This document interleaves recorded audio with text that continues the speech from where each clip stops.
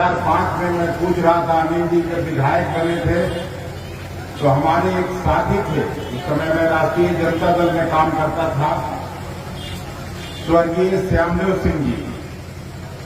श्यामदेव सिंह जी को मैं टिकट दिया था यहां से, और लगता है कि उन्हीं को हरा के अनिल जी पहली बार विधानसभा में पहुंचे थे। और उसके पहले मैं लगातार देखता रहा, यहां जब कभी भी कहीं शादी में, ब्याह में, श्राद्ध में, सत्यनारायण भगवान की कथा करते, अगर इस इलाके में आइए तो अनिल जी पक्का मिल जाएंगे। बाकी कोई नेता मिले नहीं मिले, और अगर कोई दूसरा नेता मिलता था तो रामकृपाल यादव, भले वो बीजेपी में काम करता है। तो ये लोग परमानेंट मिलने वाले लोग हैं, हर सुख दुख में साथ निभाने वाले और क्षेत्र के लोगों का साथ देने वाले। लंबे समय तक कांग्रेस कार्यकर्ता के रूप में इन्होंने काम किया और पहचान इस इलाके में इनको कांग्रेस ने दिया, भले विधायक दूसरे पार्टी से बन गए। तो इन्होंने जैसे ही इच्छा व्यक्त की और एक ऐसा समय आ गया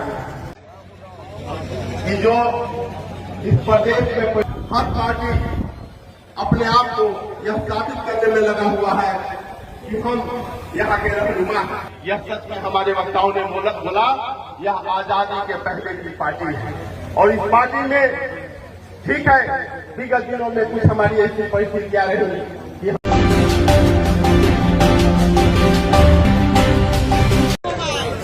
पूर्व विधायक अनिल कुमार जी के मिलन समारोह में उपस्थित अशोक गगन जी, संचालनकर्ता सतीश चंदन जी, मंटू शर्मा जी, लखीसराय के कांग्रेस के पूर्व प्रत्याशी अनिल जी, 2000 की विधानसभा में हमारे सहयोगी रहे कांग्रेस के वरिष्ठ नेता मनोज कुमार सिंह जी,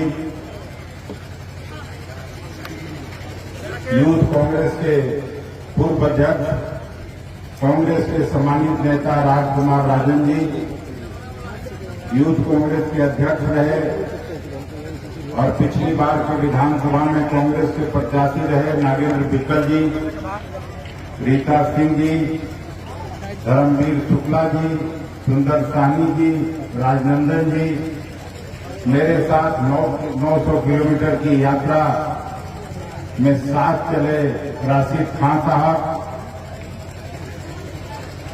जहानाबाद जिला परिषद के अध्यक्ष गोपाल शर्मा जी, आलोक हर्ष जी, चंद्र कुमार मणि जी,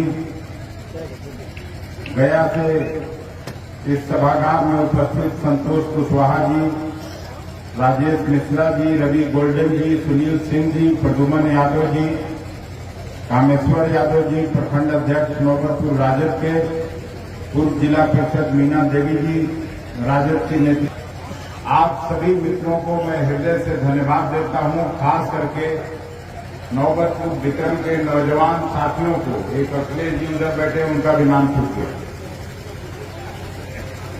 इन्होंने जब कभी मुझे जरूरत पड़ी, चाहे श्री बाबू का जयंती समारोह आयोजित करने का अवसर हुआ हो, स्वामी सहजानंद सरस्वती जी का गांधी मैदान का रैली हो, या किसान पंचायत का रैली का आयोजन पटना के गांधी मैदान में हुआ हो, कांग्रेस पार्टी का 2019 का रैली हुआ हो, यहां के नौजवानों ने हमेशा हमको शक्ति देने का काम किया। मैं विक्रम और नौबतपुर के हर गांव के और प्रायः हर परिवार के लोगों को जानता हूं। 2005 में मैं पूछ रहा था, अनिल जी जब विधायक बने थे तो हमारे एक साथी थे, उस समय मैं राष्ट्रीय जनता दल में काम करता था, स्वर्गीय श्यामदेव सिंह जी। श्यामदेव सिंह जी को मैं टिकट दिया था यहां से, और लगता है कि उन्हीं को हरा के अनिल जी पहली बार विधानसभा में पहुंचे थे और उसके पहले मैं लगातार देखता रहा। यहां जब कभी भी कहीं शादी में, ब्याह में, श्राद्ध में, सत्यनारायण भगवान की कथा तक अगर इस इलाके में आइए तो अनिल जी पक्का मिल जाएंगे। बाकी कोई नेता मिले नहीं मिले, और अगर कोई दूसरा नेता मिलता था तो रामकृपाल यादव, भले वो बीजेपी में काम करता है। तो ये लोग परमानेंट मिलने वाले लोग हैं, हर सुख दुख में साथ निभाने वाले और क्षेत्र के लोगों का साथ देने वाले।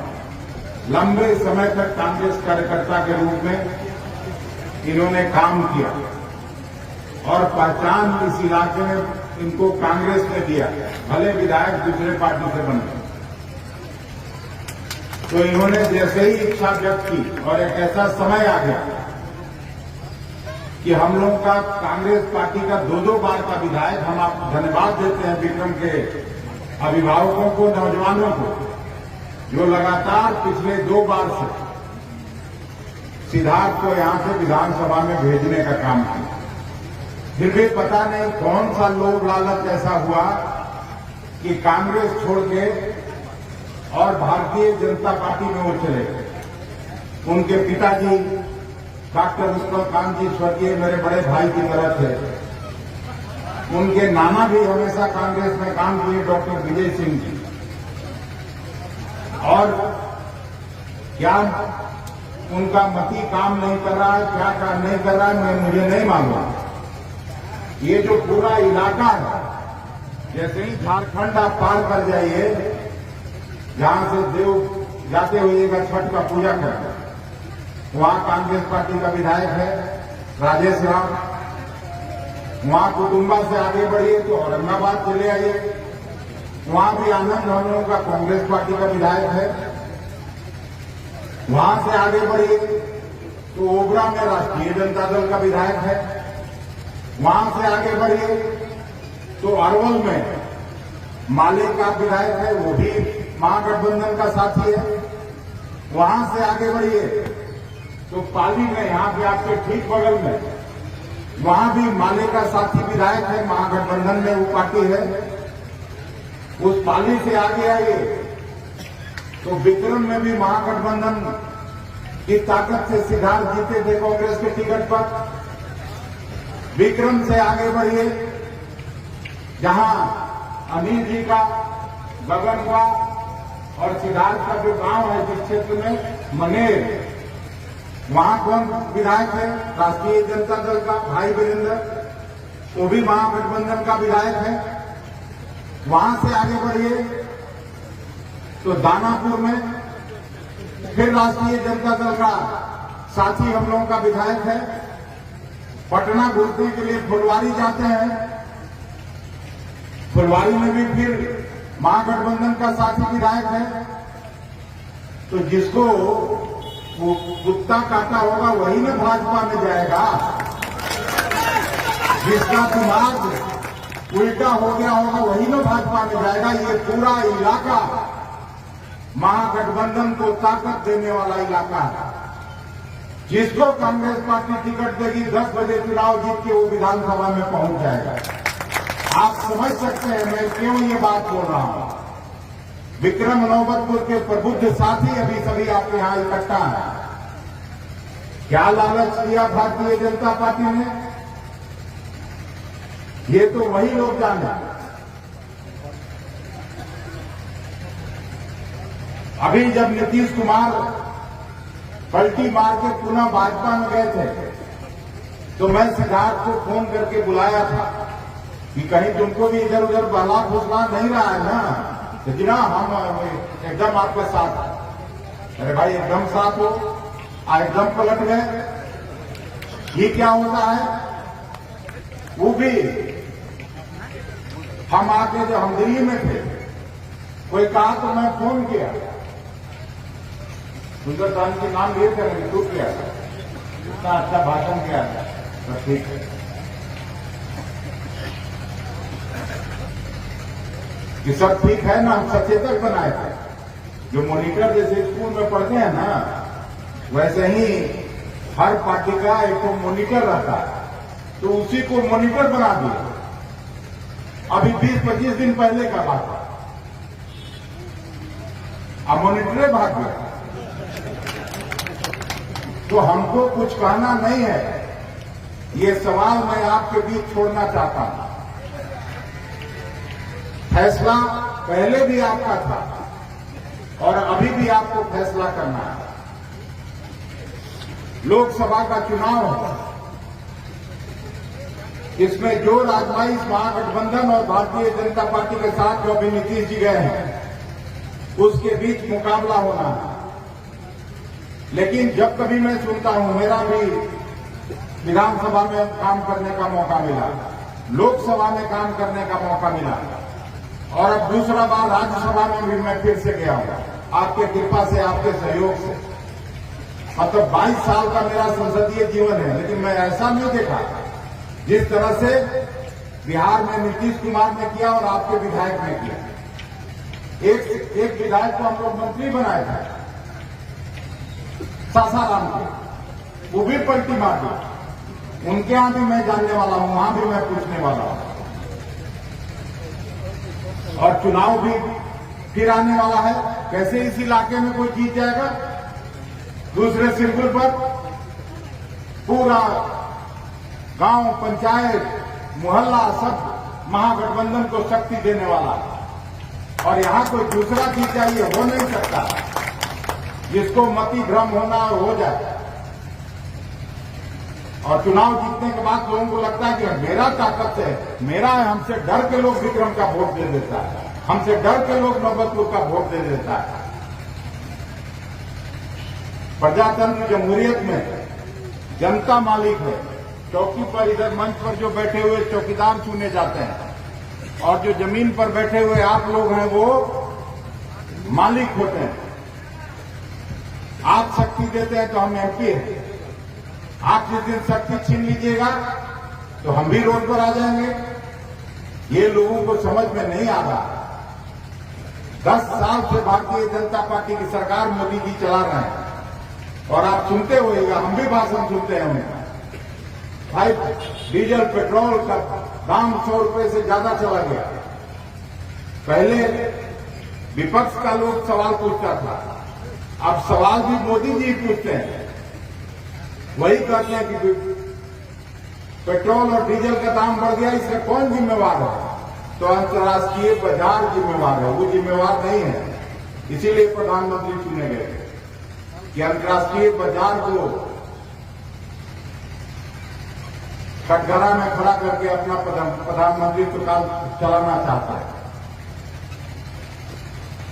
महंगाई और बेरोजगारी बढ़ गया, उसके लिए कांग्रेस का 70 साल जिम्मेवार है, कहते हैं ना मोदी जी।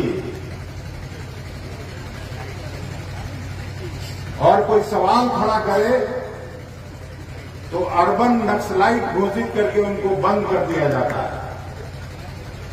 उससे भी अगर कुछ बचता है सवाल, जनता अगर पूछती है तो फिर पाकिस्तान का बात होने लगता है।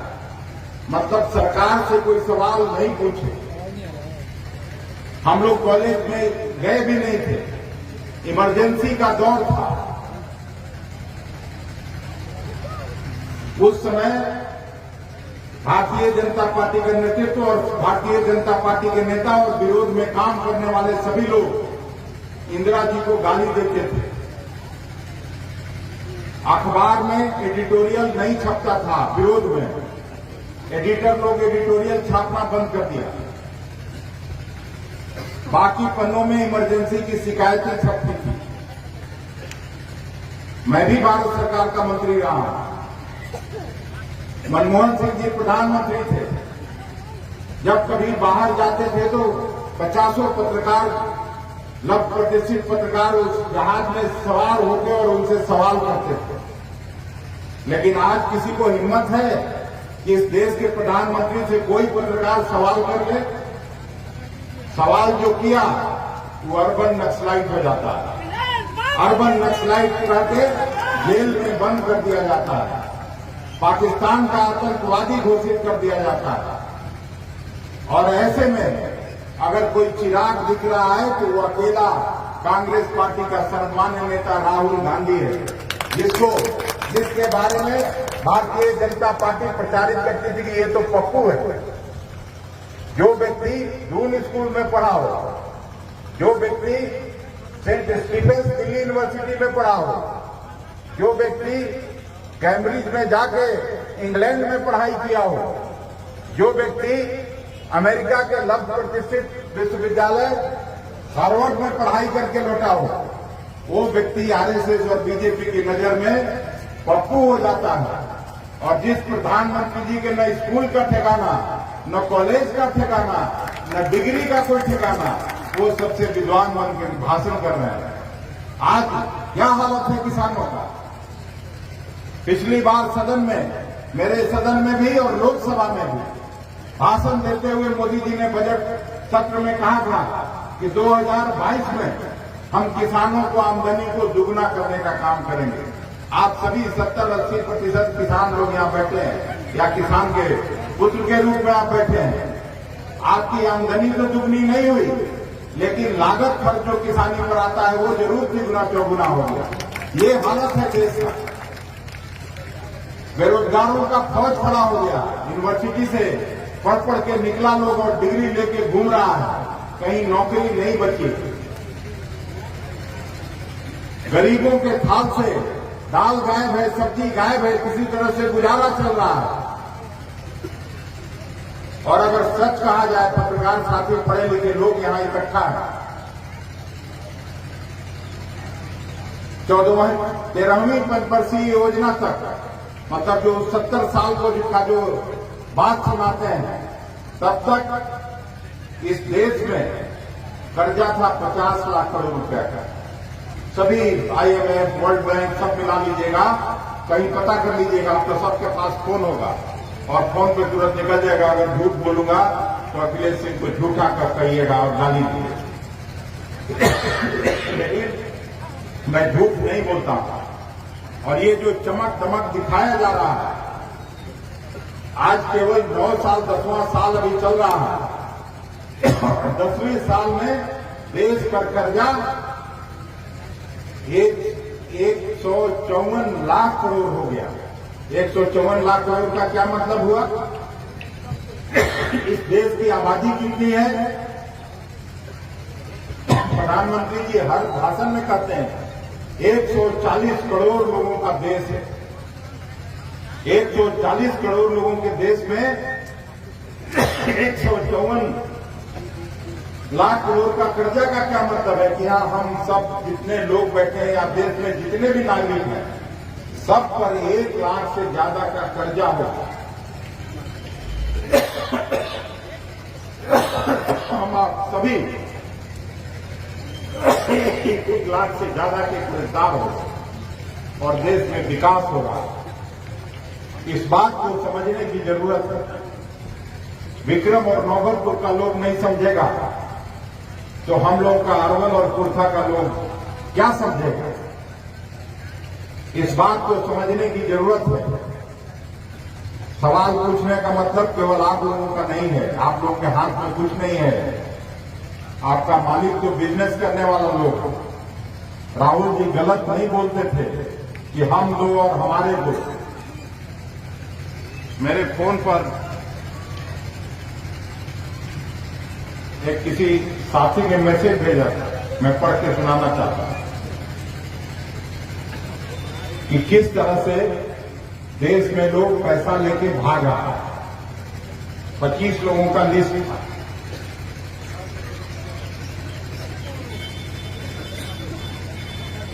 कुल राशि इस देश का 10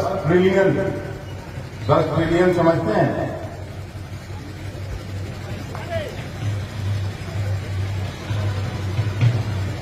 10 अरब रुपया नहीं, 10,000 रुपया 10 ट्रिलियन में। और लूटने वाले कौन है? इनमें से कोई भी पाकिस्तानी नहीं है, इनमें से कोई भी मुसलमान नहीं है, इनमें से कोई खालिस्तानी नहीं है, इनमें से कोई सिख भी नहीं है, इनमें से कोई जाट, किसान, मजदूर, कामगार नहीं है। इनमें से कोई तथाकथित अर्बन नक्सलाइट नहीं है। इनमें से कोई हरियाणा, पंजाब, उत्तर प्रदेश और बिहार का नहीं है। विजय माल्या को छोड़कर सब गुजरात के हैं। नाम है आशीष सुरेश भाई, मयूरी बेन पटेल, हितेश नागेंद्र भाई पटेल, रितेश जैन, ललित मोदी, अलका गोयल, राजीव गोयल, साबिया सेठ, दीप्ति चेतन, नितिन जयंतीलाल, चेतन जयंतीलाल, एकलव्य गर्ग, विनय मित्तल, नीलेश पारिक, कमलेश पारिक, उमेश पारिक, जतिन मेहता, सुधीर कालरा, वर्षा कालरा, संजय कालरा, आरती कालरा, सनी कालरा, आशीष जोबन पुत्र, पुष्पेश वैद, निशान मोदी, नीरव मोदी, मेहुल चौकसी और एक विजय माल्या जो इसमें नहीं है। वहां के कहने का मतलब साफ है, इस देश में जो लूट हो रहा है उसको समझा जा सकता है कि कौन लोग इस देश को चुना लगा रहे हैं। और किसानों की आमदनी दुगनी नहीं हो सकती। कांग्रेस पार्टी का शासन आता है तो हम लोग कर्जा माफ कर देते हैं किसानों का। और हम लोगों ने किया था, मैं जब भारत सरकार में मंत्री था 72,000 करोड़ का लोन माफी हुआ था, जिसमें बिहार के किसान भी हैं और देश भर के सभी प्रांतों के किसान हैं। हम लोग न्यूनतम समर्थन मूल्य धान का कीमत जो वाजपेयी जी की हुकूमत में 550 रुपये प्रति क्विंटल हुआ करता था, उसको हम लोगों ने सीधे 1100 रुपये किया, अगर आपको याद है। गेहूं का कीमत जो 620 रुपया था उसको 1240 रुपये प्रति क्विंटल करने का काम किया। बता दें भाजपा के इनके 9 साल में कब दुगना हुआ न्यूनतम समर्थन मूल्य, कब खरीदारी हुई। तो इस तरह का फर्क है और विभेद किया जा रहा है। राहुल गांधी 4000 किलोमीटर उत्तर से दक्षिण कन्याकुमारी से कश्मीर तक पैदल चले। अभी 6500 किलोमीटर उनका। दिक्कत जी, बड़े भाई राजन जी, रीता जी, रणवीर जी, सुंदर सैनी जी, लकी साय के हमारे अध्यक्ष, तमाम हमारे पटना से आए हुए साथीगण, क्या है कि जो इस प्रदेश में हर पार्टी अपने आप को यह साबित करने में लगा हुआ है कि हम यहाँ के रहनुमा हैं। यह सच में हमारे वक्ताओं ने बोला, यह आजादी के पहले की पार्टी है। और इस पार्टी में ठीक है विगत दिनों में कुछ हमारी ऐसी परिस्थितियां रही,